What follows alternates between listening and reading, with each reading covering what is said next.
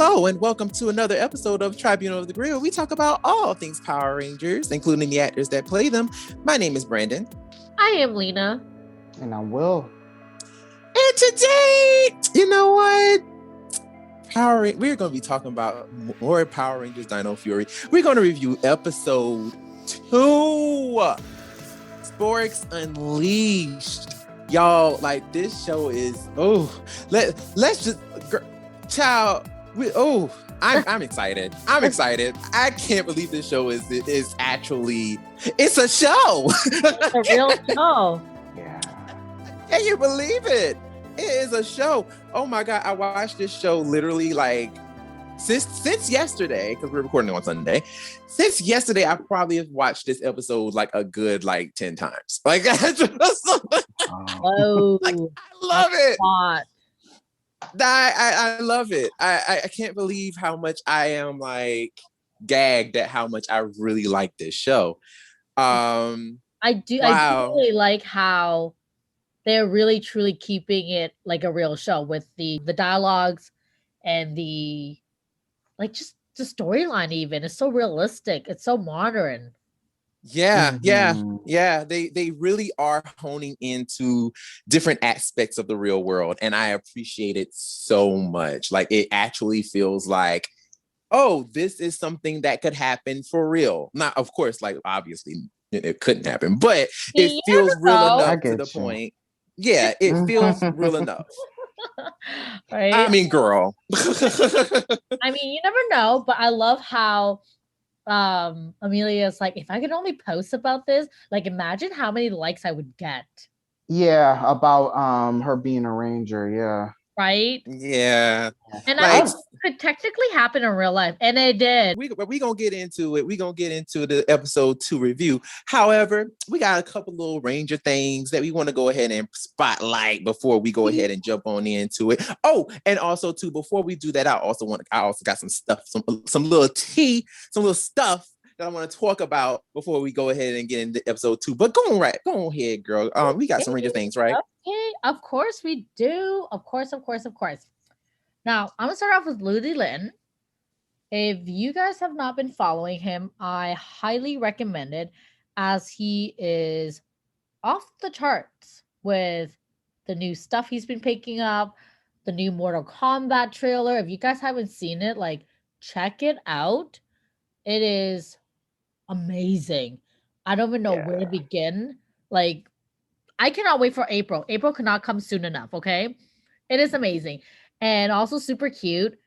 If you go into his Insta, he did post a Reels or an IGTV. I get confused now.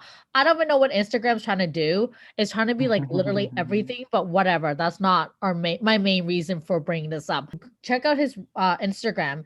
He posted a reaction video in which his mom reacts to him in the new Mortal Kombat movie, and I thought that was adorable. And she dead ass literally said it's better than Power Rangers and Aquaman. Yeah. I was like, oh my God, you go, mama. Like, look at you. Always expect more. So typical of Asian parents. Like, yeah, it's better than Power Rangers, and that, like, you know, that movie in the ocean. Oh, I love her. She couldn't even remember the name of that. I know, that's what I mean. I love her. Like, she's just like, you know, that movie in the ocean with that man all icy. I was like, oh my God, I'm dead. Oh my God. And can we talk about how Ludi literally has his mother's face?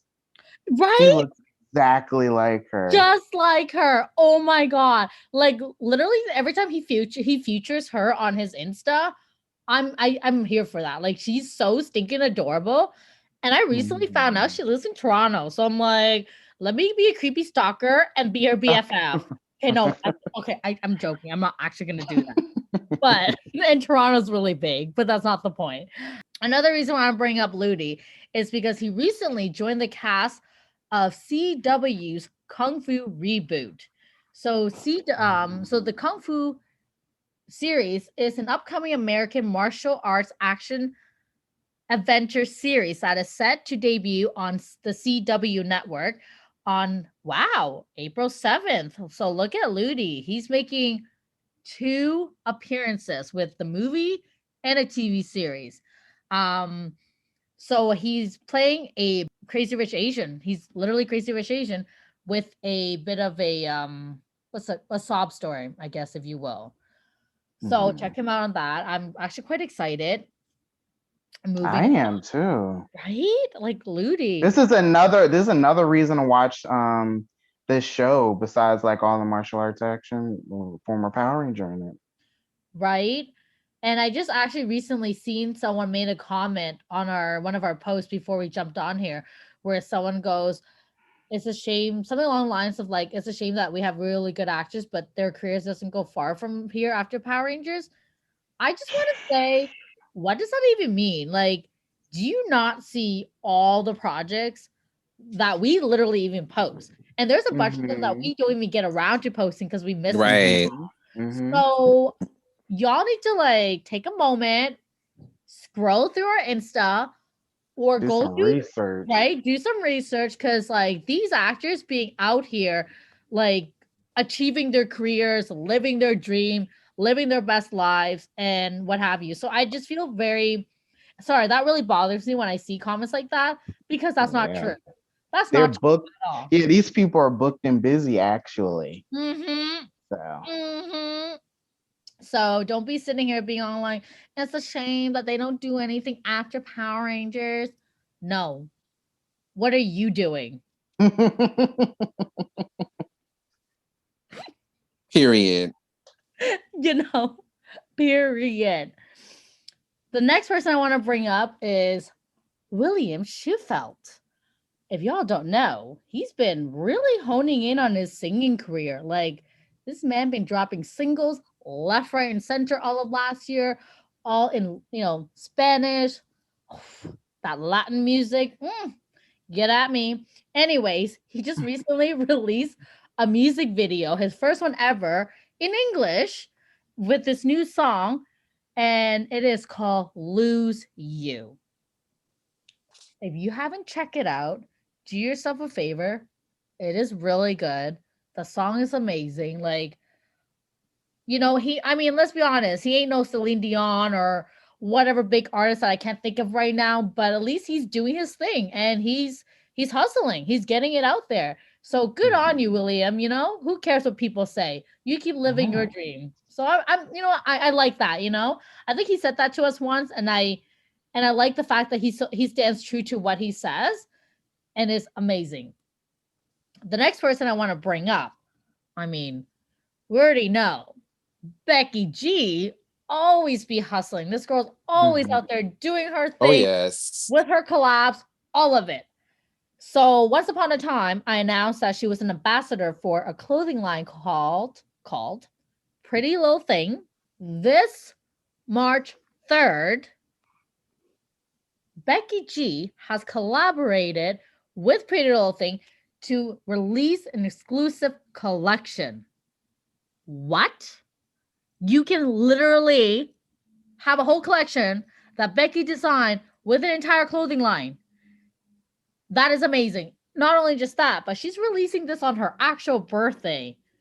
Mind blown. So I'm excited. Pretty Little Thing is a really big clothing line that has a huge following online. It's got like 13.1 million followers on their Insta.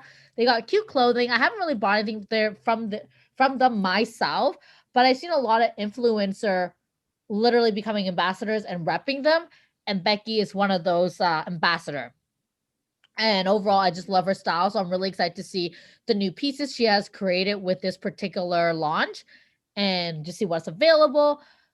I do recommend it. I do recommend you guys, if you guys are interested, is to get on the website as soon as possible, because for reasons unknown, every single time Becky is collaborating with anybody, her stuff sells the fudge out.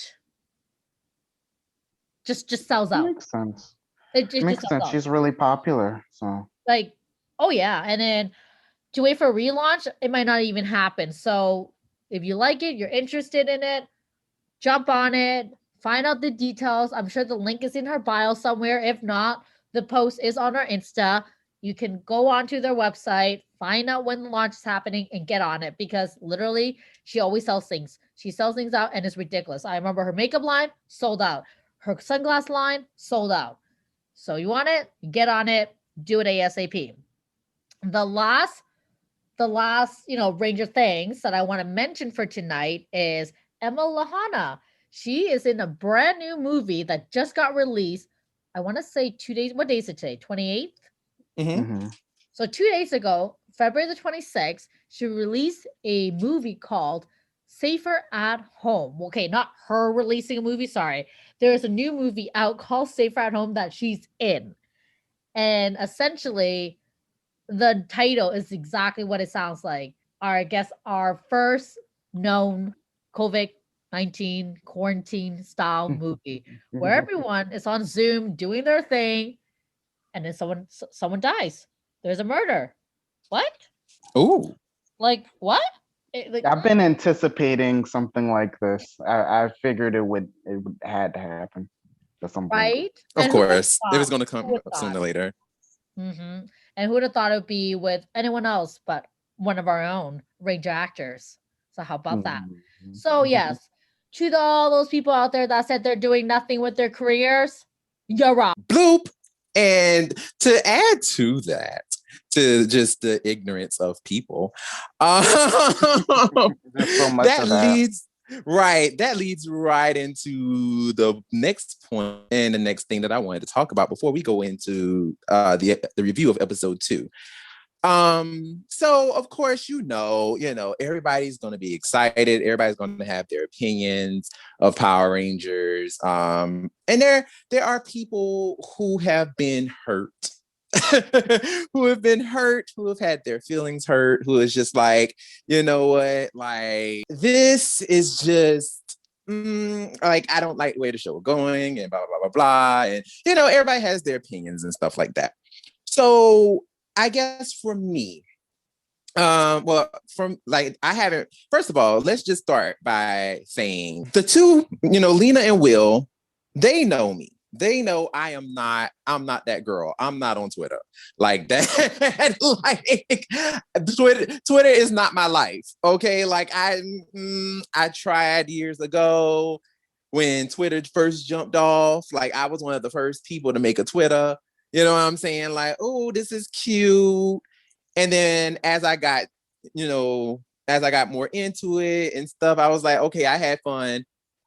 And I decided to leave.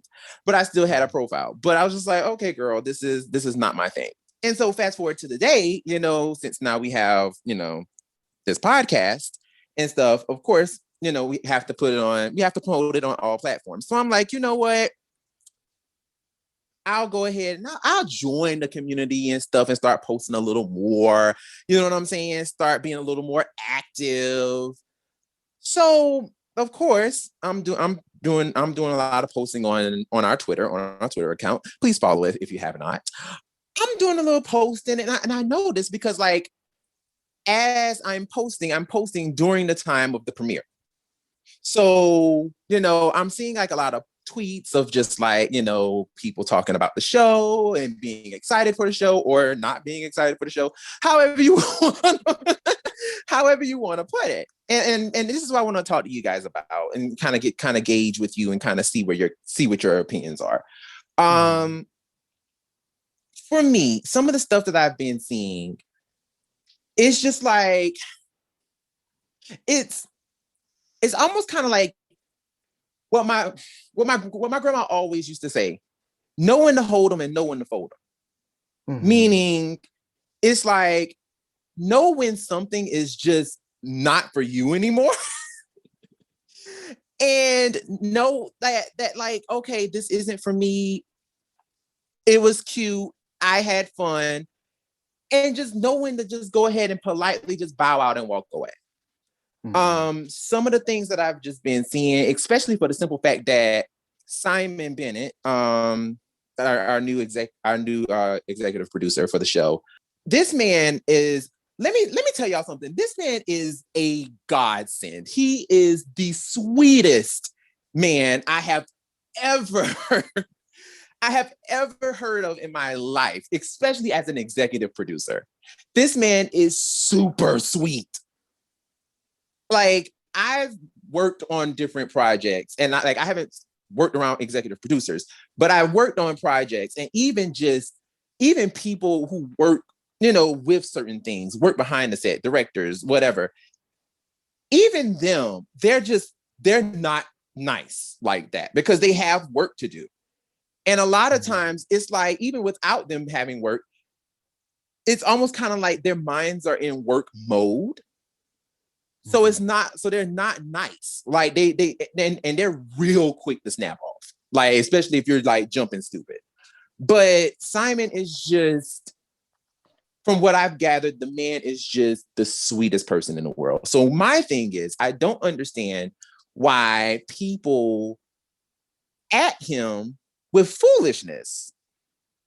Like, it makes me sad that you have 30-plus-year-olds acting like children. That bothers me. That bothers me to the depths of my soul. I don't like it. And even if they don't add them, it's just like some of the things they even say about the show, that's just, especially knowing that he's going to read it, because I mean, Simon be lurking on Miss Twitter's, honey. Simon be lurking on Michelle Williams' Twitter. And he liked one of my tweets. He liked a couple of our tweets. Yeah, like he's liked a couple of our tweets actually. And he'll retweet. Like, I mean, the man is just, he's so sweet. He's so nice. And he'll respond. If you have questions, he'll respond to them. Like, I mean, he got time. Like, he's with the shits. He got time. And some of the stuff that I've seen, it's like, I've seen a tweet where a certain person was like, oh, it's just the same people, all over again. It's the same show. And, people are getting all upset because it's the same people and the same people are working on it. And he clocked them. Like, he got him right together. Like, no, it's not the same people. We pretty much have a brand new special effects person. We have brand new people working behind the scenes. And he basically gathered him in the most professional, most nicest way. And then this old behind person got back and was like, oh, well, I'm sorry, I misspoke. I apologize and all this stuff. It's like, yo. And not even to mention, like, another person was like, oh my goodness, like when the pictures of the morph came out, mind you, it's 2 stills, 2 photos. That's it. 2 photos. Now, from those 2 photos that leaked of the morph, how the hell could you get that morph was gonna be whack? Explain that to me. Listen. Can somebody explain that? And I was like, what? What are you guys on about? It's literally 2 photos. I can't even see what you're even talking about. Seriously, it was literally just 2 pictures of the morph. I'm like, what? I mean, obviously, bottom line, it looks so nice when it was finally done. But you're right, though. Like, to piggyback off you, people keep misspeaking, I should say. It's misspoken. Wow. People are misspeaking constantly.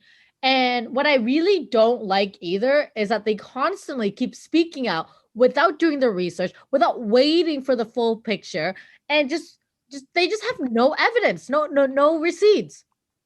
But that's the thing though. What I really liked about this whole interaction is that, mind you, now he's going off. I mean, when I say going off, he's going off. Now, mind you, of course, in the tweet, like, it was like, oh, well, I just don't like backdrops, like just plain black backdrops. Do you not realize that almost every morph was done in front of a plain backdrop? Are you serious?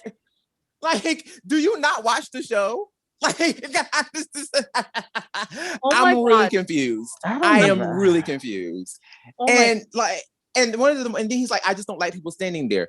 And he named one of the morphs that he mentioned was Lightspeed Rescue. Are the Rangers not just standing there on Lightspeed Rescue?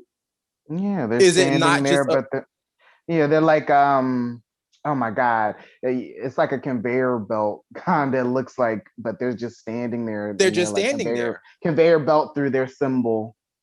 But like, Exactly. They're just I standing don't there. understand. Like they're literally just standing there, not moving.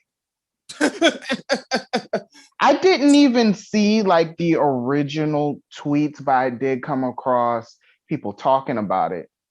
And yeah, it's like you didn't even, it didn't even air yet. You're complaining. And you're already complaining. And literally Simon's response, as professional and as nice as it is, it was such a read. It was just like, well, just watch it. Just watch the thing. And basically, when the show aired, literally he retweets, as most people do when they're wrong. He retweets and is like, oh, my bad, I'm really sorry, and I apologize, I should have waited to the show, it's actually really cool. And yeah, I'm like, this is the problem that I'm having. It should never even be like, you shouldn't even have to apologize, because your ASS mouth should not be talking and your ASS fingers should not be typing things that does not need to be out there in the world on the internet. Here's my thing, right? And well, first of all, I agree 100%. Here's my thing on this, right? And this is why I wanted to bring this stuff up. Many of us who watch this show who are, 25 plus, who still watch the show, who are still, still supporting, blah, blah, blah, blah, blah, know when to say, okay, this show isn't for me anymore. If there is no more gems in this show that is like making you willing to be like, okay, maybe I want to give this a chance, or maybe I want to, maybe I want to support in any way or something, or any gleam of something that is making you go, hey, I'm still enjoying this show. If everything about it you hate at this point, just stop watching it. It's not, because at this point, that, and also too, it's like your mind at that point does not have the capacity to support what's coming out. It's not for you anymore. And that's okay. That is okay. If you don't like the show, it's okay. If you feel like it's just too kiddie, whatever, that's okay. And it's different. The difference between critiquing and just downright just spitting hate for the show, those are two different things.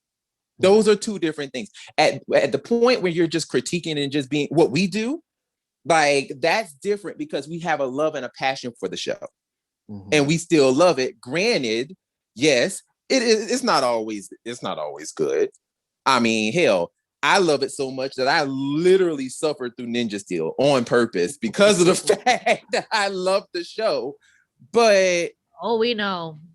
You won't let us forget that you suffered through it, because we suffered. I suffered. But not as much as Brandon did. We did suffer as much. Yeah. I mean, like, I literally suffered through both seasons. Like, I mean, I still can't believe I did it. That's because I love the show just that much. And just like the others, we love the show just that much that we'll at least give it a chance. And if we don't like it, we won't watch it. I mean, it's literally that simple. It's also like when it gets to a point where it's just like, this is too much. Like, okay, no, this definitely ain't for me. It's okay to know when to not watch it anymore. Like, what do you guys think? Like, I mean, how do you guys feel about that? About the whole just thing about just adults watching the show and just being able to either enjoy it or not enjoy it? It annoys me, honestly, because it's not, it's not just this with Power Rangers. Is this with any superhero property, right? Music, like it's in so many different genres that we see this. And if you don't enjoy something, you don't have to watch it. You have the power to turn to something else or watch something that you do love and enjoy. putting the negativity out there just kind of it can ruin it for other people. That happens a lot. Just have a channel that energy into something that you enjoy and be happy with something else. Because that ends up making you miserable. It makes other people miserable, and like we're just trying to have a good time. So you're like, just it's not necessary. It's not. Just got yeah, good. And I think the other thing is too, what I want to add on is that a lot of the times I've noticed is that the people that make the comments, they're not even the one that actually watch the show either. That's the other problem. Like they see the stuff that gets posted, but they're not actually sitting through it, and they're not watching the actual show itself. Like, kind of like what Yeah, I see that a lot. Yeah. saying, like they see the stills. Oh my god, X, Y, and Z. But the show hasn't even come out yet. What? How do you have an opinion on something that's not even out there for you to evaluate? Yeah, or it could be somebody just sees a clip, or like we're talking about, it could just be a still, and they haven't watched the show in years, and then they're like, "Oh, this is trash." How do you know? You ain't even watch it. Right. How do you know? And then the other thing is, I also do hate is when I notice that now it's getting a little bit more not heat. What's the word for it? They're getting a little more notice, right? Because Power Rangers is slowly coming back. Not like obviously it will never be Mighty Morphin era ever again. But I notice that people are recognizing that Power Rangers are still around and that they want to tap into that nostalgia factor because I don't know. Everybody wants to go back to the 90s. And it seems like we're all heading that direction with our, the way we're dressing, the way we're doing things, vinyl records, all that shenanigans. But what I'm trying to get at is people who hasn't seen the show for years will come back, see something like this and be like, oh, well, I don't like it like that. That's so silly. Oh, well, that's not how I remembered it. It should be like this or it should be like that. And you're like, well, why don't we just wait, watch the actual episode, sit back, drink a cup of hot tea, and evaluate and come up with some real good valid points, not just, oh, this sucks. It's not like before. Oh my god, they're just standing there. Oh my god, they're just doing this. Well, I'm sorry, but what are you doing? Well, here with that, and also too, it's like, to add to that and also expound on it, it's like even when you get into the people, the actual fans who actually do watch the show and stuff and actually do, still watch it and have been following it, it's very interesting to me that you have fans who actively have been following it, but will still go, this still isn't better than Mighty Morphin. That's interesting. That's very interesting. Are you serious? Really? Like that really it's very interesting to me, that mindset. And don't get me wrong, like everyone has their opinions and all this stuff. Trust me, it's all good. Like, I mean, and that's what makes this fandom a fandom, because everyone has opinions and there's things that everyone can enjoy. There's things that everyone can gravitate to when watching the show. So trust and believe. I'm not like trying to invalidate anyone's opinion or anyone's feeling about the show, but I will say this. Just like as I stated earlier, there's a multitude of seasons. There's multiple mediums of this show. So if you only like Mighty Morphin, great, wonderful. Stick to that.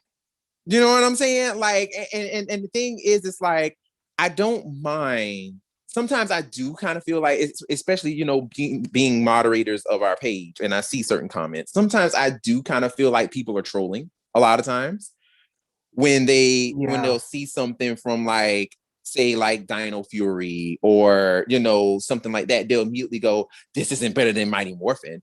It's like, well, no tea, no shade, but I beg to differ. Because, baby, y'all already know, I don't care for Mighty Morphin like that. If we had to rank Mighty Morphin would probably be in the top 10, but it would not be in my top 5. I can tell you now. I second that. I second that. You know, so okay. So I'm like, for me, I'm sorry, but you know, and not just Dino Fury, but just other seasons in general. Like, just because it's first, that doesn't mean it's good. And I mean, we can have this argument and this conversation, you know, for forever. You know, we can talk about this till the cows come home. You know, this whole idea of, you know, what's the best season, what's not the best season, and you know, why it, you know, is this better than this, or you know, why is this and why is this that? We can all have those opinions, we can all have these conversations, but at the end of the day, and this is, I guess, the main point of where I wanted to get to, is just, if you don't like it, then it's cool. It's not for you. But there's something else from the show that you can enjoy.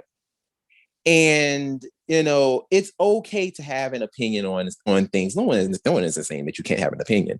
But also, too, it's this, one of the things I want to tackle is just the idea of this immediate attack of things that all of a sudden come out and not actually like giving it time to say, well, okay, this thing hasn't come out yet, you know, this is this, you know, or you know what I'm saying, kind of like I had the word for it, but it escaped me. Words are hard today. But the idea of this immediate attack on things that just came out, or like a photo or like a screenshot or something like that, immediately just having this rage, like it's like instant rage of things like that. To me, I don't know, I don't know how I feel about that. It's this weird feeling of like, okay, are you that angry with the show that everything you see is like instant, oh my god, you know, like is it that bad to the point where you feel that way? And if that is the case, maybe you need to find another show. Hey, I don't know, like do you guys feel the same way? I think that I don't know if it was always like this, but like we didn't have the instant we didn't have platforms to instantly you know, air out our feelings before. Right. But you know, I think sometimes people do things for attention. So it might not even be their true feelings. It could just be like, oh, I want to rile people up, I want people to be talking, so I'm gonna say this. I'm gonna try to be edgy by being negative, because we see that shit a lot. Yeah. So I don't think that all the time people even have that much hate in their hearts. I think sometimes it's just for attention, but there definitely are people that are shitty, that are that have like some deep trauma where they're that angry. Right. Oh, It's that's like, not funny. show... That's not funny, but no, I mean, it is kind of funny, because it's like, it is funny because it's like, what did this show do to you that caused you to have this much trauma? Right. You know, like it is kind of funny because it's like, I mean, granted, yes, there are certain seasons that are very traumatic. There are certain seasons that are like, ooh, child, whoo, this is a lot to get through. Right. But even then, it's like, come on. Another reason why people don't move on from the show, it could also be because of the fandom base. Because for us, and I say this because like obviously we've been at it for about a year and a half, if not more, that we've been dealing, you know, like with this fandom. And I know that because this fandom is so small that they get much more attention than any other fandom. Like if you try to get into DC or Marvel fandom, you just get lost. Like no one even will see your opinions. And I think that's probably another reason why too, is because like kind of piggyback what Will is saying is that they just want to get attention, right? And in this fandom, you can get that kind of attention because the fact that it's so small, it's so niche that like the moment you make a comment, everyone recognizes your name, everyone recognizes who you are, and they will immediately either attack you or with you, and that's fine, you know. And I think that's probably another reason why too, because like some people unfortunately do feel very, you know, lonely, and they might not have that kind of friendship or relationship outside of the fandom. And I feel like they feel like this is their best way of not being alone. That's another perspective that I'm looking at it as, you know, that's probably the reason why they're saying all this really negative stuff, is because they're trying to be heard, but they're getting the attention in the wrong way. Oh, child, look at us trying to be Dr. Phil. Right. Getting all into the mental psyche, honey. But yeah, no, I feel you. And honestly, you know, it does kind of sometimes feel like there's deeper things going on. With a lot of the fans, and with, you know, with some of the people who do say certain things and things like that. There may be something deeper. That's actually, when I said trauma earlier, I wasn't talking about trauma from the show, because there, like you said, there actually is some trauma with the horrible seasons, but I was more so talking about in their personal lives that you know, cause them to want to be so miserable. And that's why I said I want piggyback off you when I said that too. That's why I was like off of what you were saying, because I kind of understood what you're heading towards, and that's what I was also thinking too when you're mentioning it. I was like, I think you mean that, and I can see that too, because like I don't go on our comment sections very often, and I don't actually really deal with the a lot of the back and forth. It's mostly Brennan, for those of you who actually don't know. He deals with a lot of it. I personally don't, just because I do get very triggered by it. So I don't really deal with a lot of the comments that goes on in the fandom world, but some of the stuff I do see, it is very triggering. And it makes me wonder, like, you're not okay. You need somebody, but you're not reaching out. You're not telling, I guess, whoever it is you want to tell the right things to find the right attention that you are seeking for. And that's what scares me, you know? Yeah. And it's sad they probably don't have that. They don't have anyone to actually, you know, talk to about these things. And that's very true. And it's sad because we, you know, over the years, Power Rangers has taught us so many lessons, and they, it's such a positive program. Just as far as, you know, the themes of friendship and, you know, trying to be a good person, trying to do the right thing in your family and things like that, and to see people that are fans of it doing the absolute opposite of that is something else. Especially as adults, you know, because a lot of us watched this since we were kids. So you would think that some of those ideals are kind of hardwired into us because we've been watching it for so long. And then you have grown ass people just being toxic. Yeah. And I guess that's just like kind of what I wanted to get to, because it's just like there does kind of seem like there's an underlying thing of just the idea of, okay, I'm really going hard on this show. Like, I'm really going hard. And it's like, but, you know, either this show may not, like, I mean, yes, there is a different kind of response. Like, there's many different types of responses that I've noticed. And some of the responses, depending on how severe they are, it's like, sometimes you do kind of get the feeling of like, oh, this person really is angry in real life. Like they seem like they have some major issues, like for real.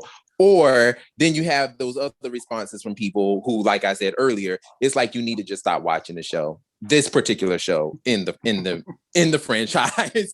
Maybe this just ain't for you, and overall, I guess for me, it's just the overall arcing idea that I guess I wanted to get out is just, if you want to watch the show and you love it, wonderful. If you don't want to watch it, that's fine too. Wonderful.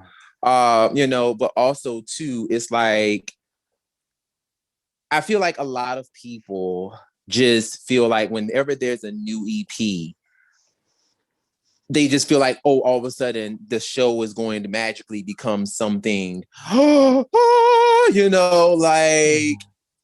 a sudden something that's just so godlike and so wonderful. Oh my God, this person saved the franchise.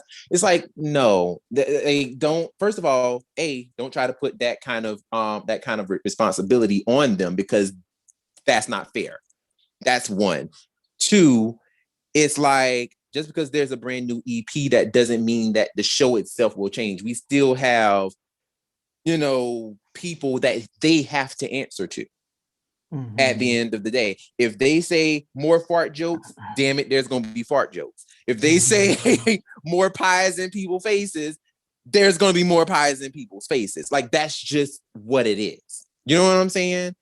And I just kind of feel like, it's not always the EPs, it's not always their fault when it comes to certain things. Like there's always a ladder, so it's like, and plus too, we don't know what's going on those sets. So of course they could have brand new things and all this stuff. And and of course we've already talked about some of the changes that we've obviously noted in the show, just by watching it. But there's all sorts of brand new things happening on this show, and just watching it and just watching the show, be different in certain ways in terms of production and in terms of quality, and and everything is there. You can tell that there's obvious changes. And they're trying to move into the right direction. And I feel like that's the reason why Simon is so active, is because he wants to see people's reactions of, oh, the show is actively trying to change and be better. So allow them to let the show be better, allow it, and I feel like people, don't want to. They want to just constantly just revel in, the past 10 years that we've gotten with Neo Saban, and it's like, okay, but that era is over. So just and plus this is a brand new season, so just let it flow, enjoy it, allow yourself to enjoy it. So that's what I wanted to get to. So Brennan, real quick, I wanted to say one more thing.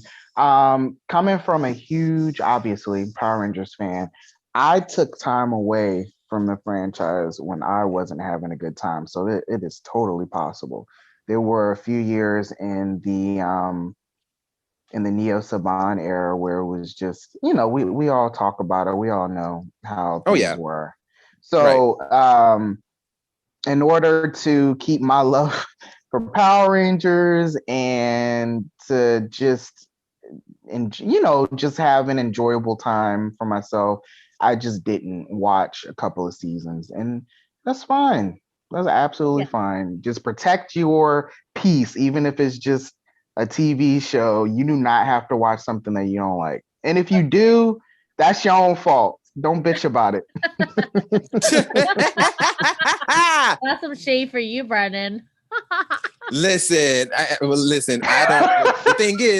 The thing is, though, I bitched about it to y'all. Didn't do it on the internet. You didn't do it publicly. Yeah. Yeah, you didn't do it publicly. There you go. I bitched, but I didn't do it on the internet. So there's that. And I second that with what Will was saying, because I also took some time away from the franchise as well.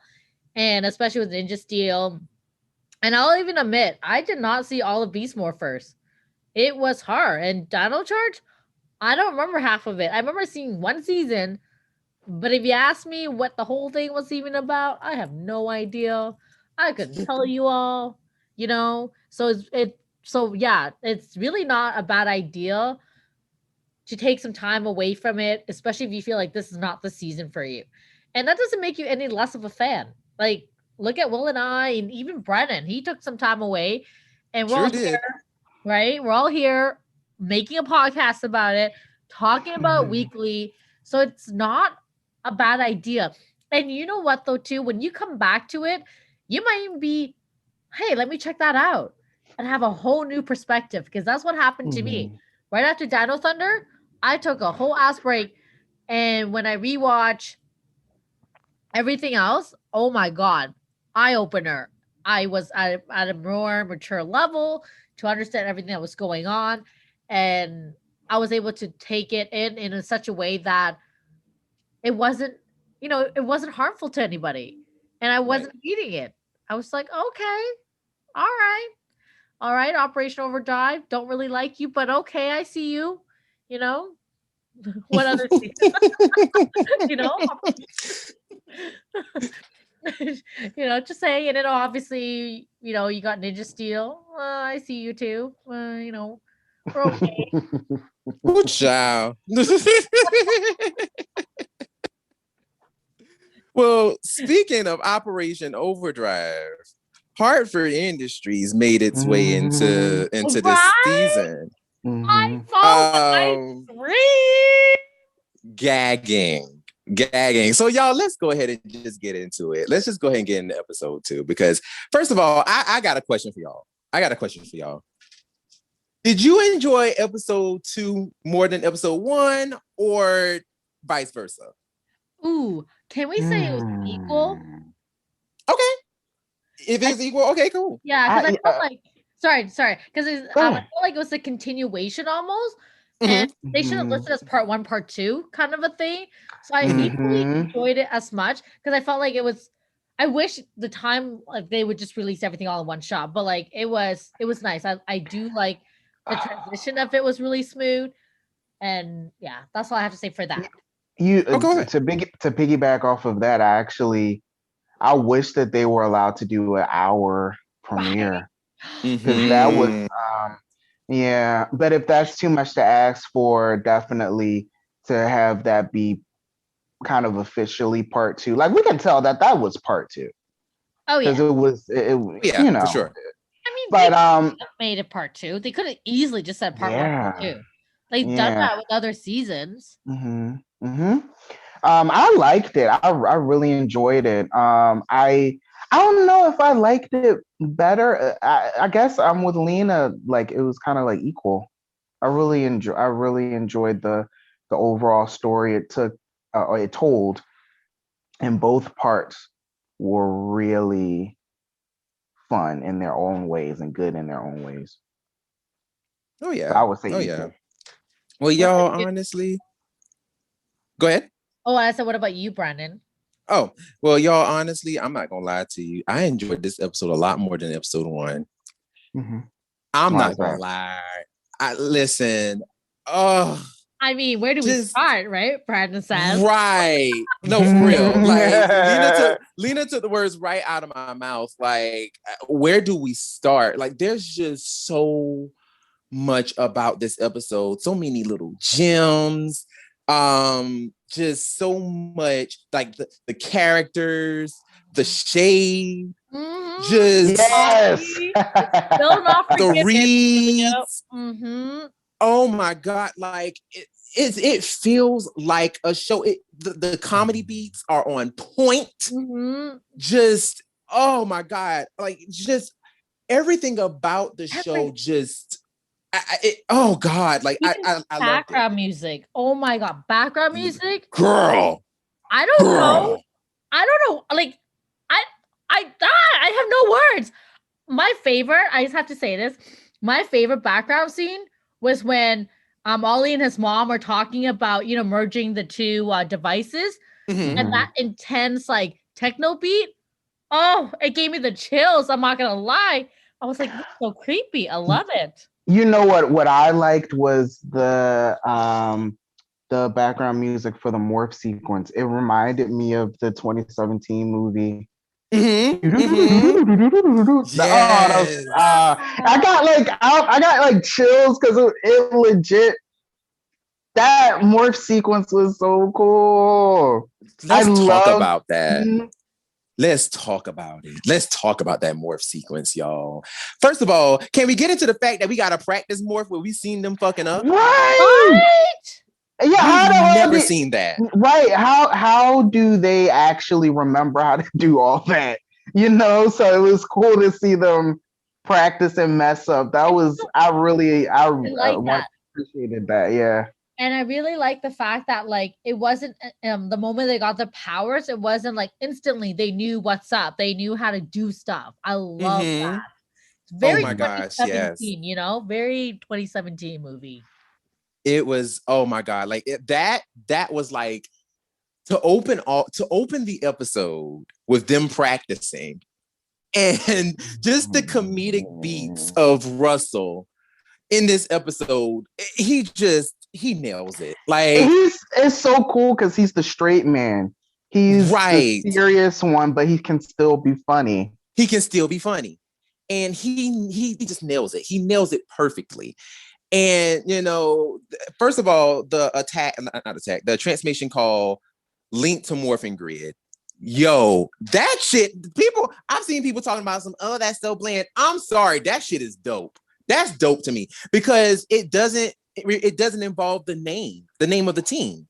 Right. Like, I don't want to hear Dino Fury power up, Dino Fury synchronize, Dino Fury synergize. I don't need all of that. Like, don't include the name of the team. Just morph. Get it over with. I agree with you. I'm not gonna lie. At first, when I heard it, I wasn't sure I heard it right. I'm one of those people I need to watch stuff on closed caption. If I don't see it, I don't really too. And that's just me, right? So the first time I watched it, I was like, wait, did I hear that right? Then I rewatched it, I'm like, oh shit. And then I'm not gonna lie, at first I was like, I'm not sure if I feel this. Like, I'm not sure if I like this whole Lincoln to the grid, right? Is it Lincoln to the grid? Right, yeah. I was like, I'm not sure Link to Morphing Grid. Oh, Link to Morphing Grid. I thought it was kind of long, but then that's what I thought. That's how I thought. Right? Really? Yeah. That was the beginning. But then when I'll get into that in a minute. I'll get into that in a minute.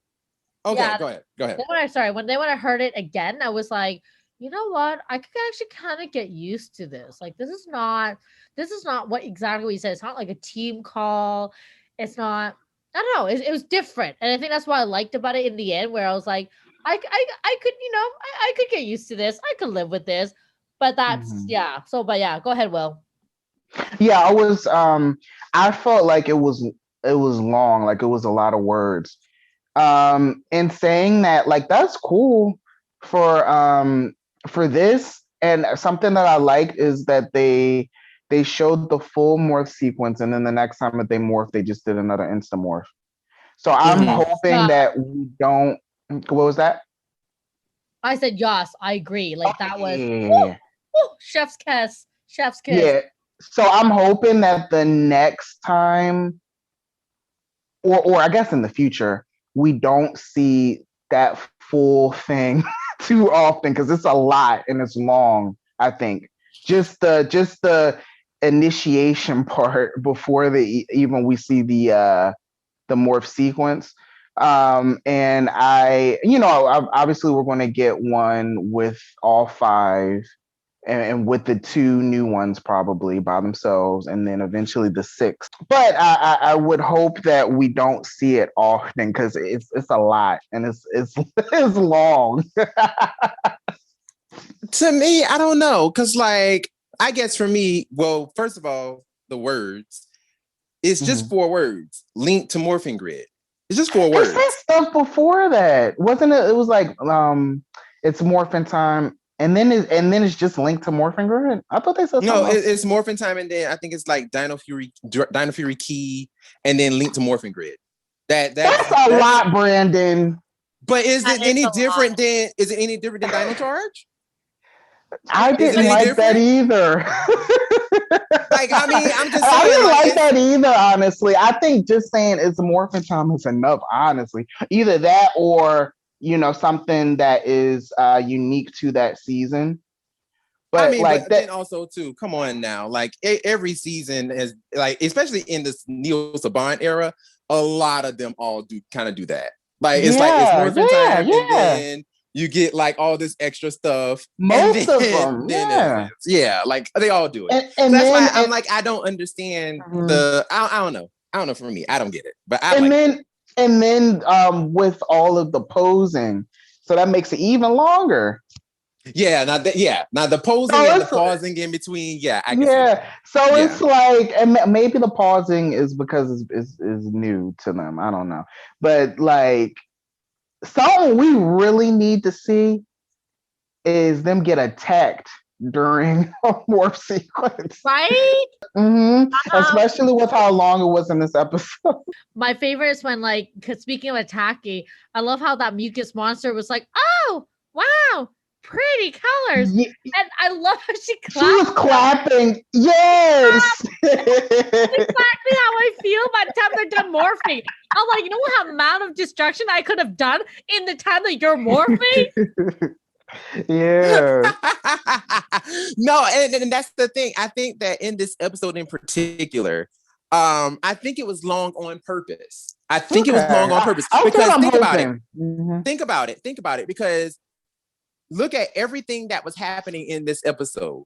Literally, it's literally doing a callback to the very beginning of the episode. I highly doubt that this is going to be a long morph sequence because of the fact that you had beats that were taken in between the morph, because you had Zato turned around and was like, "Oh, you did it right." You know what I'm saying? So obviously it took extra time for them to, do all the extra diddy bops and all that good stuff.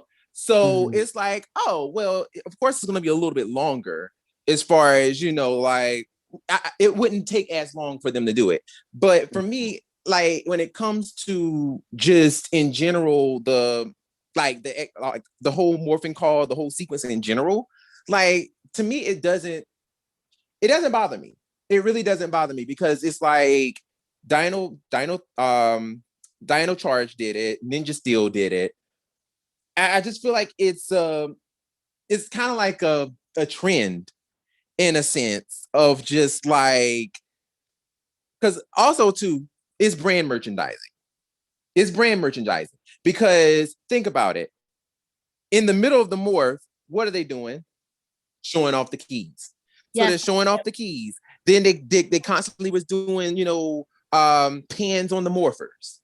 And stuff like that. Like it's all brand merchandising. So really, they're taking extra beats to show off all this toy goodness for the kids. But I feel what I'm saying. So I and but plus, it's not what the commercial does. Sorry, it's not what the commercial's supposed to do. Well, I mean, also too, we ain't got no commercials, so I mean, they ain't doing it in the show. I mean, well, this is true. I mean, mind you, though, when we watch it, we don't watch it with commercial, but when you watch it live, there's commercial. Well, I mean, no, what I'm saying, like, just in general, there is no commercials for the toys. No, there's no commercials for Dino Fury toys. Right? What? Did they have any commercials for Beast Morphers? Oh yeah, they had plenty of commercial Beast Morphers. Yeah. Oh my god. Yes. I'm sorry. Now I'm remembering. Okay. Yeah, they had commercials for Beast Morphers, but like they just haven't came out with any now. So I mean, they're doing all their toy promoting in the show, like verbatim. Like they're doing all of it in the show. Okay. Maybe later on in the season when we have all 5 Rangers, we'll see some commercials. Right. Yeah. Oh god, and they have to release the other 2 Rangers too. Right. Well, we still ain't got them yet. So I mean, it's just like, what they're doing right now is just basic brand merchandising. So I mean, of course, I really feel like this first morph was just literally just to show off the toys. Like I really feel like that's why it was so slow. Because honestly, even when you look at like episodes of Dino Charge and Ninja Steel, you look at those episodes, you saw progressively those morphs start getting faster and faster and faster and faster, because by then it's like we're not promoting these toys anymore. Like, you know, the hype of the brand promotion of these toys is done. You know what I'm saying? So it's like we don't have to promote this like this anymore. But yeah, it is going to be a little more like a little slower, you know, at the very beginning, because I mean, this is Power Rangers is a toy commercial. It literally is. It is a 22-minute toy commercial. Like so, I mean, and they did this a lot in this episode where they just kept like flashing them keys into the screen, like boom. Mm-hmm. You know what I'm saying? Like they did that a lot. But what they also did was introduce teleporting again. What? Oh my God. Oh, we gonna get into yes. That was so cool. We gonna get into that. We gonna get into that in a bit, because that's the next thing I want to talk about is teleportation. But let's stay on this morph real fast.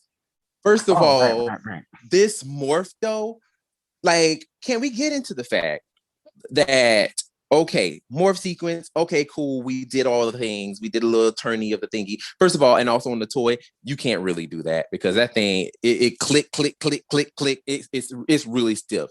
So you can't really do the whole motion like they do in the TV show unless you have the Japanese version. You can do that with that one, but you can't do it with the American toy, which kind of sucks. But anyway, when they do the little morph thing, y'all, get into it. First of all, that punch to the ground, baby.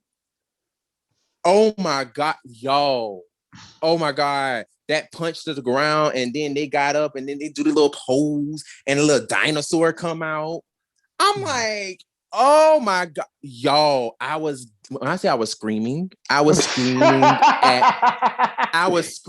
the laptop.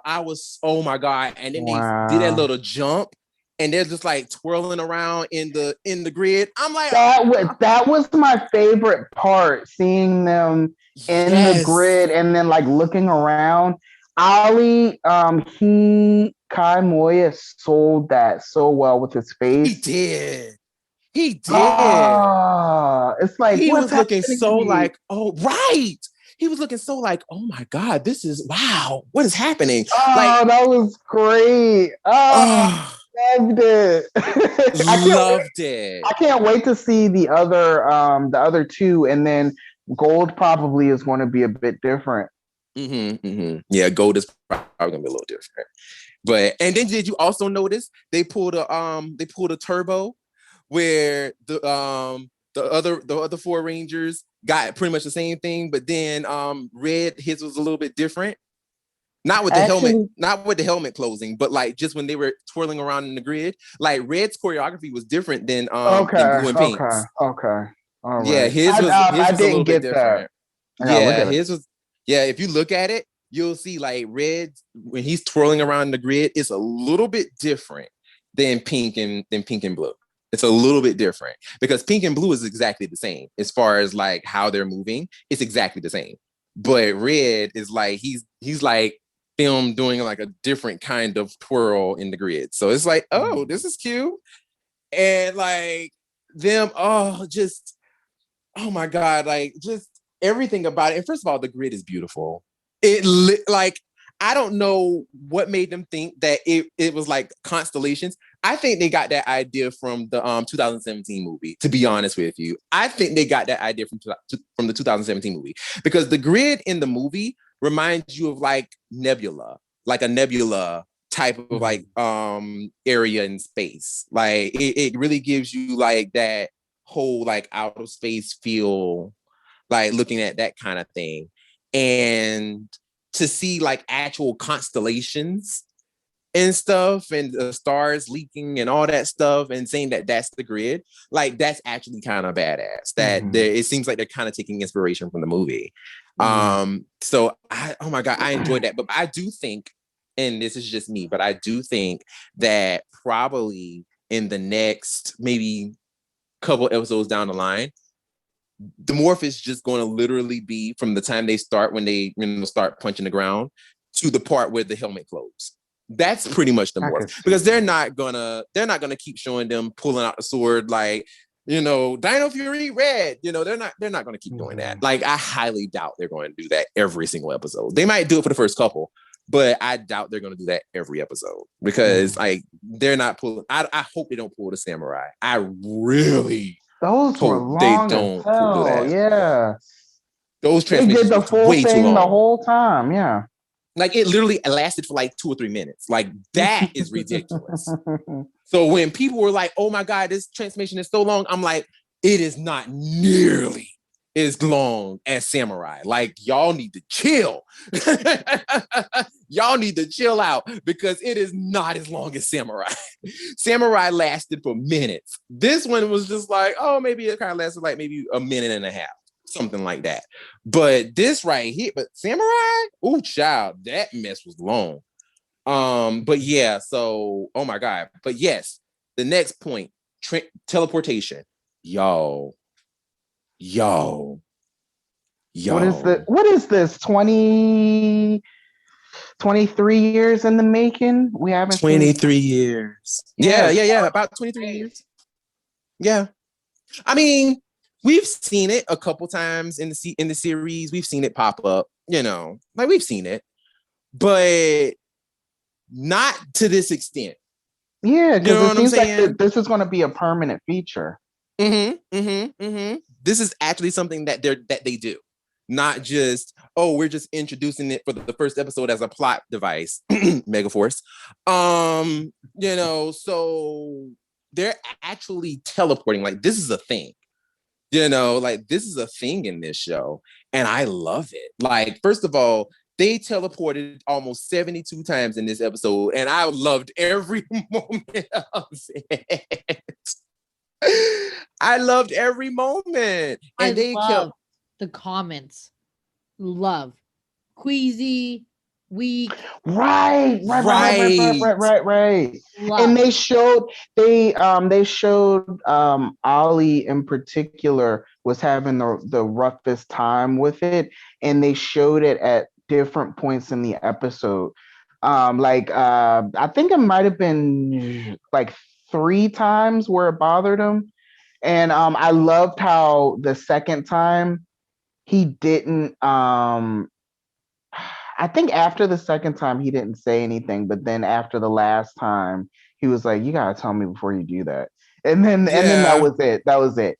It was a nice continuity, but not doing too much. Exactly. And that's the thing. It just y'all like, oh my God, like just like Lena said, just the idea of like the fact that it affects them. It didn't affect Zato because he's an alien, but it affected He's used them. to it too. Yeah. Right.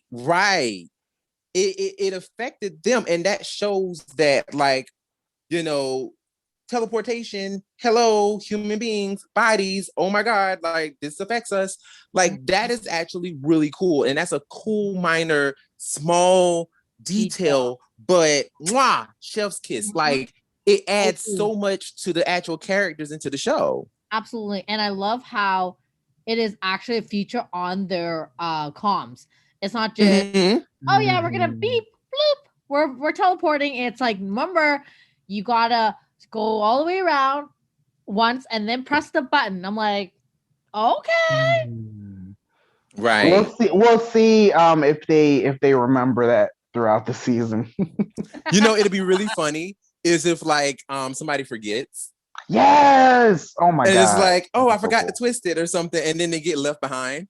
I wouldn't be surprised. I can see that actually happening with this season, like dead ass.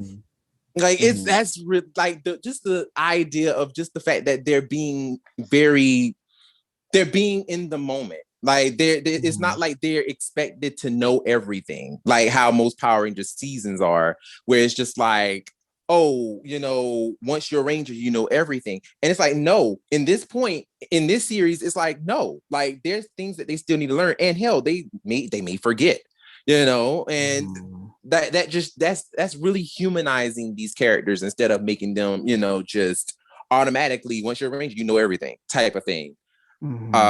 So that is amazing stuff. Like that is really good. Now we did talk a little bit about we mentioned the background music. First of all, I was getting major Stranger Things vibes. Yeah, on some yeah, of yeah, those yeah, scenes. yeah, yeah, yeah, yeah.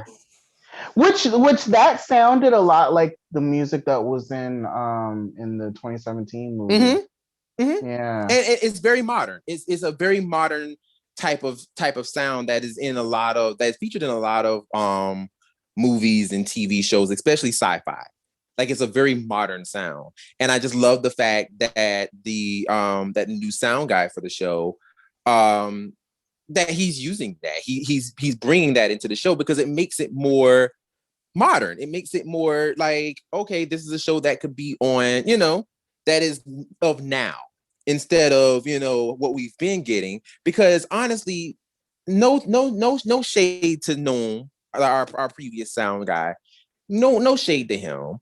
But all like when he did Samurai, he literally just kept remixing it for each season. Like no tea, no shade. Like this is what he was doing. Like, I mean, I'm not even trying to be funny. Like he literally was just doing like pick it remix and was just like doing the same thing each season, but just remixing it and making it sound a little like a hair different, maybe changing a chord or two. And it's like, all right, here you go. And that's why the background music for each season sounded god awful. Because it's like you ain't doing nothing. Like you literally just getting a check and you ain't doing a doggone thing. Like it was terrible. But here you hear the creativity. You hear that, y'all. I told y'all this in the chat. That opera at the end of that fight, the Megazord fight scene. I'm sorry, the background music sold that scene. I watched that scene several times. Several times. Like the music, and this is something that I've always been saying. Background music sells everything. It can make or break any scene. It can make or break it. Like background music is so important. And it really just to hear that like that mess in the back junk in the background, I can't do it, because I have to listen to it a couple times for me to actually be able to like actually learn it. But I'm gonna learn it though.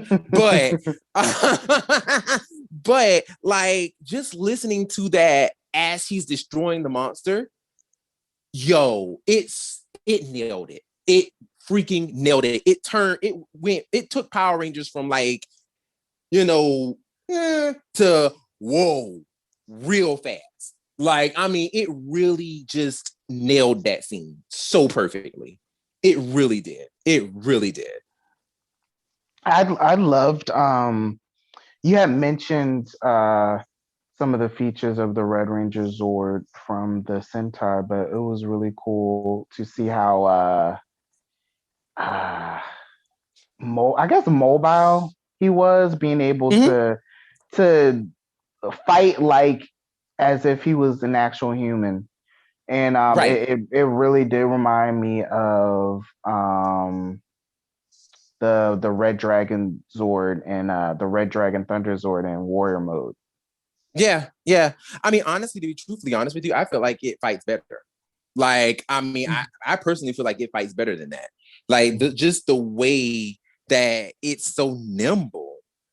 And, just watching it, like, my favorite part of the fight was watching him run. Like, anytime he ran, it was like, yo, I'm getting it. Like, and then when he kind of leaped over the overpass, like he was vaulting, like he was running in track. I'm like, this is gold to me. Like, I love it. Like, shouts out to Ryu Soldier, but just like oh my god, like that. Just I loved it. I loved it. I'm sorry, I loved it. But yeah, it's just like I said, just the background music and everything just sold it. It was great. Any other things stuck out to you before we get into like some other little details? Dr. Akana, I have fallen in love with her over the last 2 weeks. She's freaking awesome. And And fine, yes. And she can and she can take care of herself. Mhm. I love that they both said that. Well, her and Ollie said that throughout the episode, and she absolutely Can. proved that by taking on the mucus sporks. We- And that was funny. And First of said, all, what'd she say? Nobody hijacks my attack or something like my tech or something yeah. like that. yeah. First of all, I'm sorry, but like when she became Indiana Jane, I was like, go ahead, girl. Go ahead, girl. I loved it. She was just like, she took that little joint, that little piece of rope, and wrapped that mess around mucus. I was like, I was cracking up. Like, I was like, yo, this is great. Mm-hmm. What I wanted to add was you actually, I think one of you guys posted this on our story, was I love how Amelia was so excited about the T-Rex champion and how such an awesome name and who names these for. I love the way Zato stared at her, and I love the way Baby Bob was just like, anyway. Yes. Anyway. Like, that's what I wanted to get into, girl. The shade. The shade. And Ollie, oh my god, Ollie just really resents her. Like, though he really is. He obviously doesn't dislike her, but he resents her. Like he is just not having it for her. Like he be really the trying way to drag he her. mocked her. That was wow. A personality, man. Right? Yes. And potentially a little rivalry. He's bullying her a little bit. So it's gonna be cool to see like how bad it gets, because it seems like they're actually, they're portraying everyone like real people. Right. So it'll be interesting to see if this gets a little worse. That's reminded me of what was it in Dino Charge? Shelby and Chase, when she wanted to see Dead Boys, and he was chasing her. His name is Chase. He was mocking her over it. Like, he was definitely not chasing her, but okay. So yeah, he was mocking her, and like there was a part where she actually like had tears like welling up in her eyes, and like, you might think this is stupid, but I don't. And then they had a moment later on where he apologized and all that. Right. So like it'd be interesting if they have a situation like that where I mean, that's kind of tough, because it seems like Amelia is pretty tough on her own. Like, rejection to. Do you know what I mean? Like, I know she didn't even like. I can see that. I can see. For me, it was the face she made after he played her. Right. She looked sad. So I'm wondering like how bad that's going to get, and then like, are they going to have a moment where he does something that really hurts her feelings, and then they'll have to talk about it? They could. Oh, I love the we're here because we're gonna stop you. Because why? We're the Power Rangers. And she's like, oh, I wanted to say that. Oh, cute. That was so campy, and I think it played into them being so inexperienced. Right, which is great. I love Sato's face is just like, that's not what we're here for, but okay. Sato's expression kills me. That's the thing. He's constantly the straight man, and he's so good at it. And one of the other parts that I absolutely adore in this episode is when they went to Warden Garcia, and they were trying to explain the whole Sporix situation, and he was just like, "Is this where they came from?" And he pulled like the picture of a UFO, and Zeta was like, "No." Nope.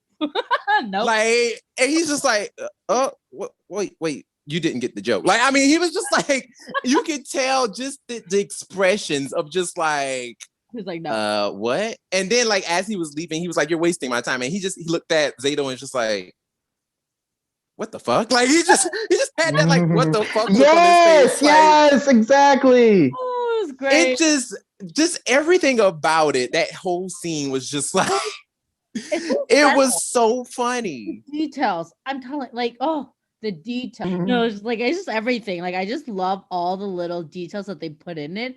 And I love how it's almost like, okay, this is just me. Y'all can agree to disagree.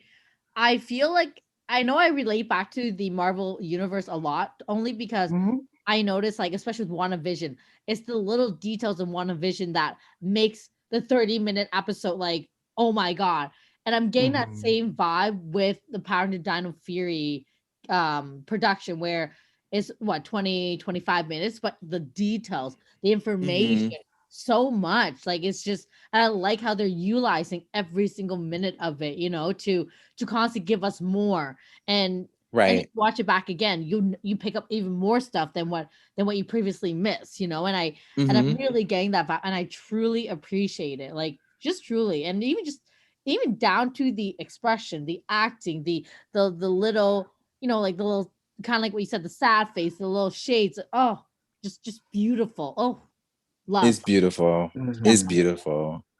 Like, and that's the thing. It, like, just there's so many comedy beats and things like that, and you can and the way they introduce things is something that I also enjoy too. Now, granted, don't get me wrong, I'm pretty sure, yes, I'm going to be annoyed with Jane and Jay Borg. I know this is probably going to be something that's probably going to happen, but Mhm. just the way that, first of all, even Jay Borg was even introduced. The fact that they Mhm. introduced Hartford Industries, which is a callback to Operation Overdrive. Just the Mhm. fact that this is something that is obviously like noted, but they did it in a way that wasn't like, oh, this is Eltarian silk, how they did in Ninja Steel, which I will never forgive because that shit was dumb. But they didn't do it in a way that was just like a one-off. You know what I'm saying? That just it had no real value, And I still remember when fans was on Twitter. This was a while back when that happened. Fans blew up Twitter like, "Oh my god, they mentioned Eltar." This has no real relevance. There's no relevance to this. All they did was just say Eltar.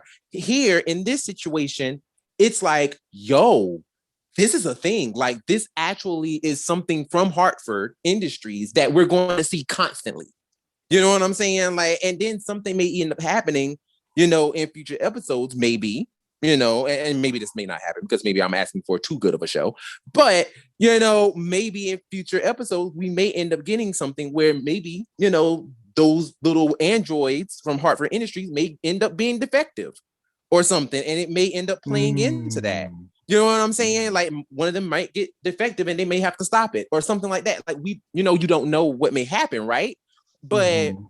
just the fact that this is something that is just introduced and we're going to see it often, and it's not just a one-off thing, that is really good, and I enjoy that with the show. But just in general, that whole scene with Jay Borg, I was just kind of like, okay, so I get this is kind of like a little hijink little situation, and then we're probably going to have more little hijinks, Oh, where very, Jay Borg might very. do What's it something called? silly. Monty and Vic.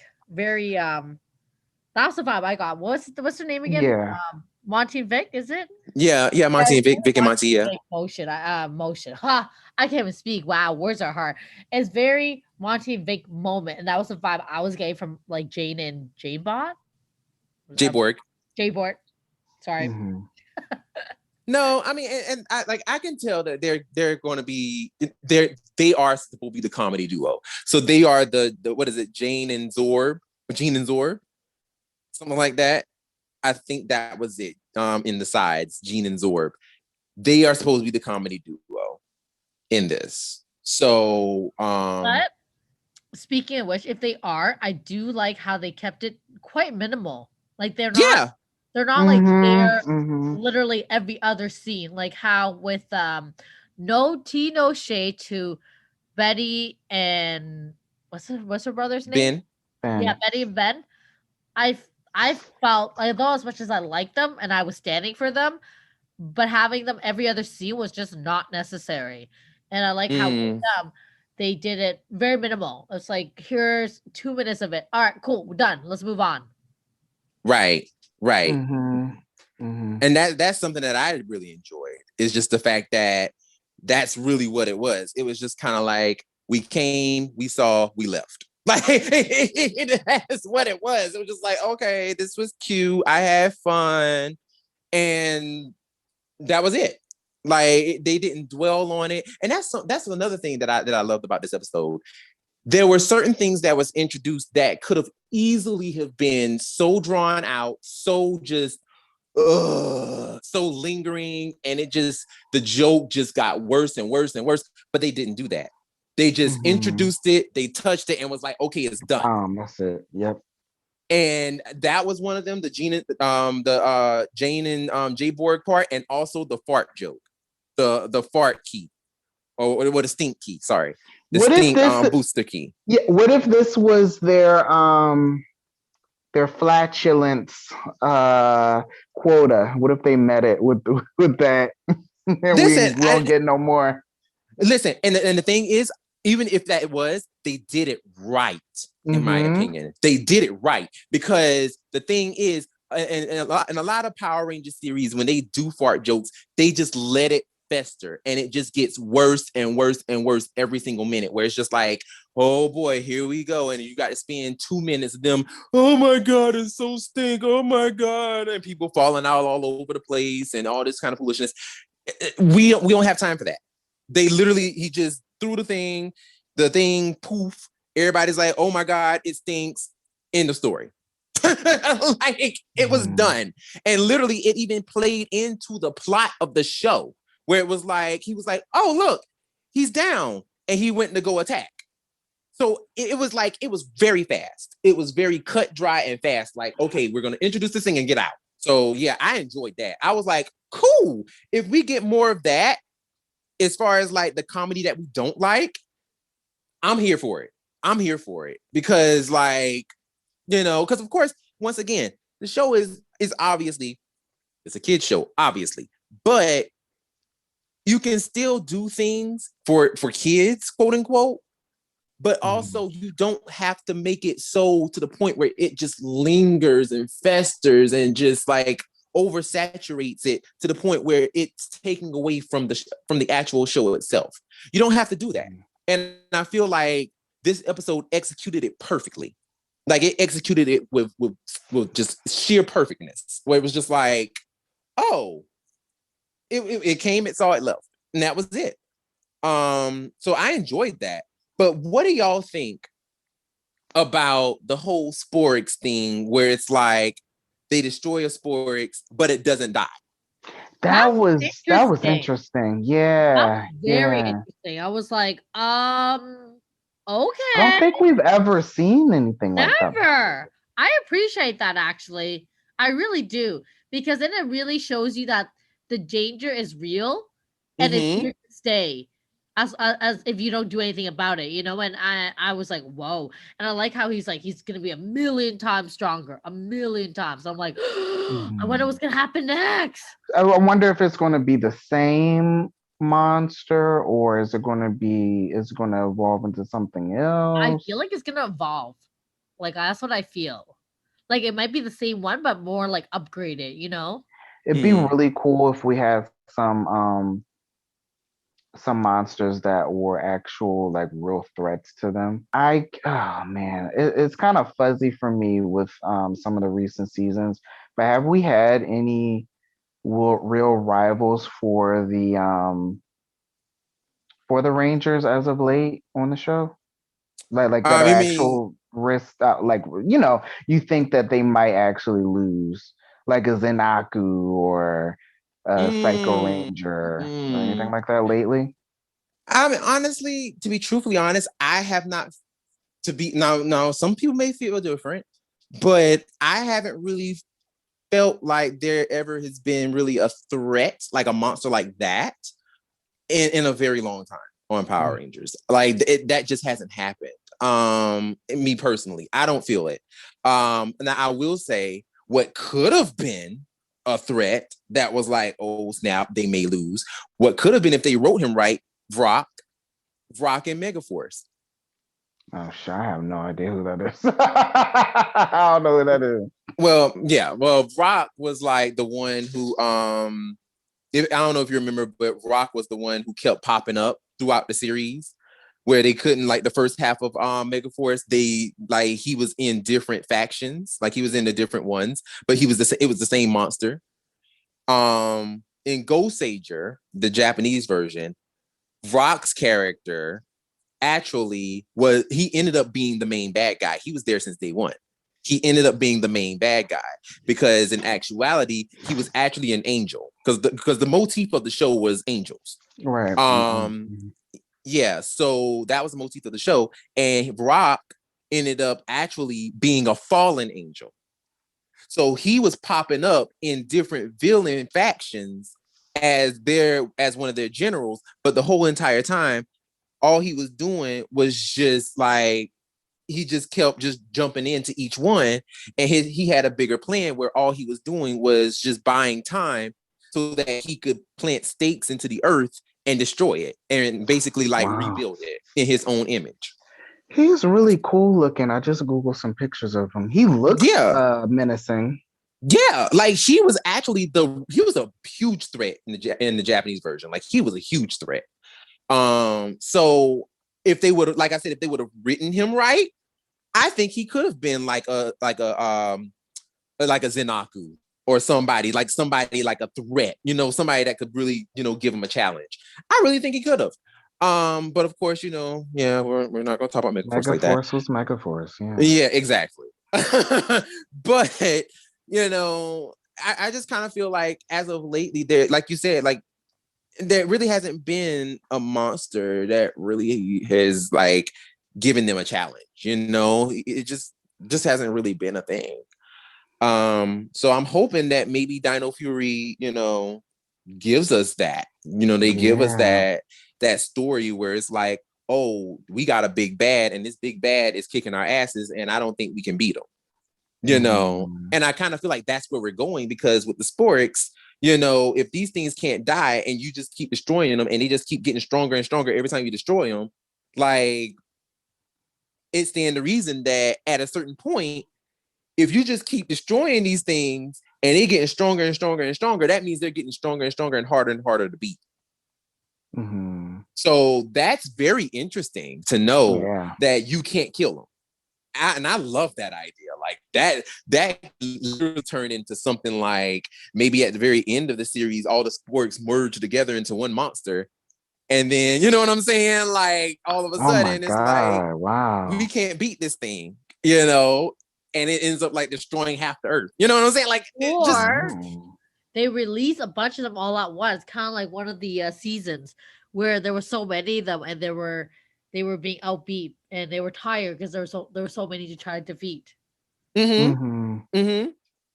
Yeah, and that's what I'm saying. Like, it's stuff like that where it's just like, because literally, if we think back to the first episode, literally what happened was they were just like, Zato explained it. He was like, all we could do was just imprison them. We just had to just, lock them up because we can't kill them. Like, you know what I'm saying? Like, that's all we could do. We couldn't destroy them, so we had to lock them up. And that is very interesting. So I'm really excited to see where that goes. Like, that's pretty damn cool. So that I found was very interesting. And also too, can we talk about the whole villain base situation? Yeah, that was pretty cool. That was cool that they ended the episode on that note. Right. Area 62. Like, it looks like one of the previous Rangers like base. I want to say it almost looks like Operation Overdrive's. Almost. I don't see that. Operation Overdrive? RPM? It's one of their bases. I can't remember which one. But that was the vibe I got. I was like, it just looks like a rundown, abandoned Ranger base. To me, I got like they were saying that. Well, he was saying that it was a old abandoned words escape me. Old abandoned area that was used, but it's no longer used anymore. To me, like I was just getting like a old power plant or something, or just like a old just area or something. But just to call it Area 62, I was like, I wonder what was running out of it. that is I no feel longer like being used. Did they say? I felt no. like very Hunger Games vibe, like District whatever. Right. Very Hunger Games. I feel like they are going to give us the answers to our question Oh yeah. because they've been at least in these first two episodes. It's been wow, just a marked improvement.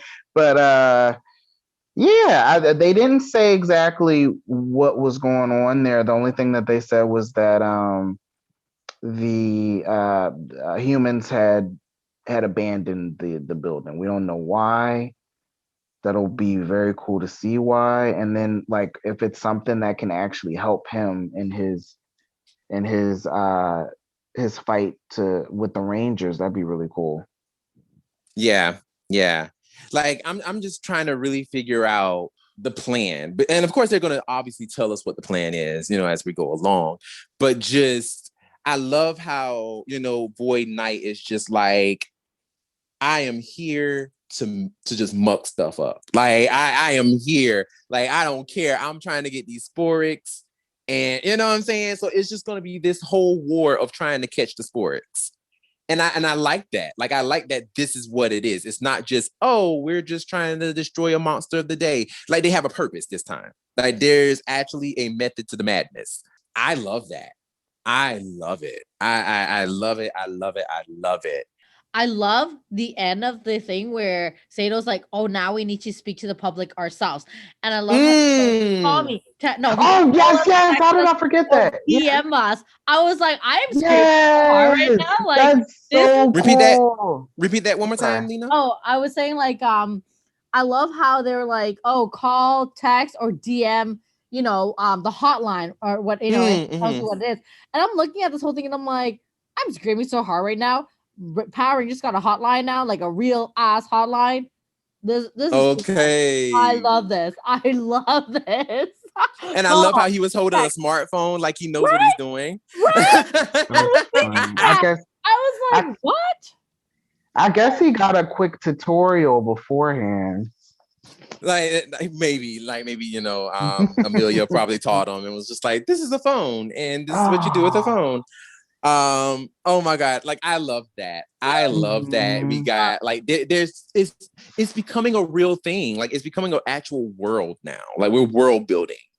And that would be so cool if like they actually are running like an actual page through their base, and Baby Bop is actually working off the actual page, and it's like, hey guys, there's a tweet here that a Sporix just appeared downtown. Like, oh my god. I'm so excited. That is so freaking cool. That is so cool. And what would be really cool though is if there's an episode where like somebody actually like tweets it and the Rangers come out, but it's a lie. Oh. And that like they're just like, oh no, I just wanted to take a picture with you guys or something like that. Like I'm sure that would happen. I can see that happening actually. Yeah. And also I could see Void Knight, having somebody fake something. And then leading them into a trap. Right. Ooh, that's good. That's good. I really like that. That'll be dope. Lead them into a trap, and all of a sudden they get ambushed and they about to get jumped. Yo, that would be dope. I wouldn't be surprised. And I just have to say my final last say before we wrap this up. I love how Zato wants to see dinosaurs. Like, that was cute. He doesn't care about saving the world just this very moment. He just wants to see some dinosaurs, okay? He's like, I'm out this base, I'm gonna explore this world. Like, hey, are there dinosaurs? And she's like, oh, they're in the movies. And his face is just like, the movies? What's a movie? I was like, man.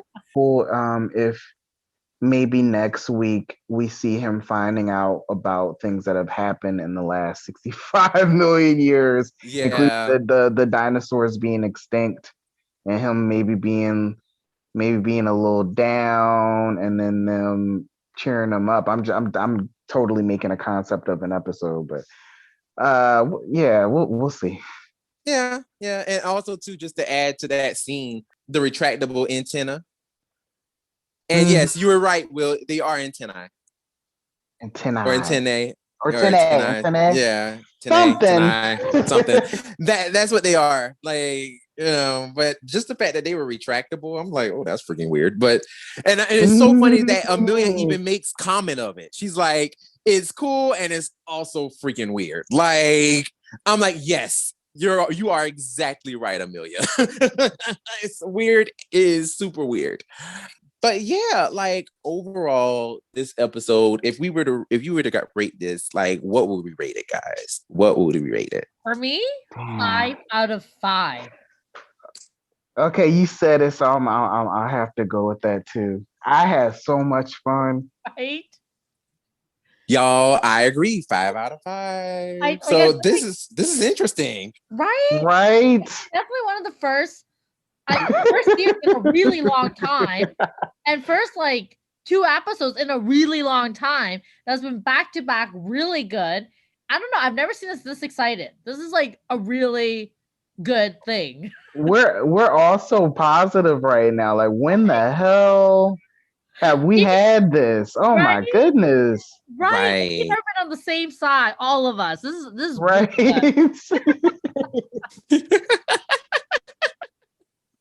Yo, I am so happy that, like, this is interesting. Like, the fact that we really went 5s across the board, like, that is dope. Like, Dino Fury, keep doing your thing. Like, please keep doing this. It up. Like, give us things to talk about and be happy about, because this right here, I thoroughly enjoyed this. I thoroughly enjoyed it, and just keep doing your thing, Simon. We trust you. We trust you, Simon. Just keep doing your thing. All I can say is, don't forget to call us, text us, and DM us if there's any activities. Please don't call us though. Don't call us. Just. Oh God. Oh, goodness. Well, this has been another episode of Trapping Over the Grid. My name is Brandon. I am Lena. And I'm Will. And we will see you next time. Bye. Bye.